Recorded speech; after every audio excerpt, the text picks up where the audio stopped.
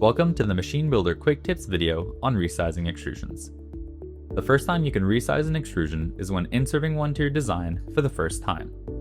Do this by dragging the arrow that appears at the end to reach your desired length. To confirm your selection, click elsewhere in the design or press the Escape key on your keyboard.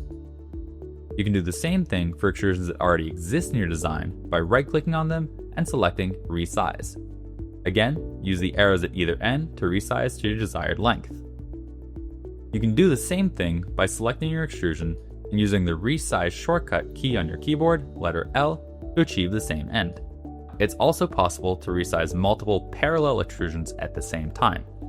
Do this by first selecting your extrusions, right-clicking on them, and select Resize Selected Extrusions. Use the arrows at either end to drag to your desired length, and confirm your selection.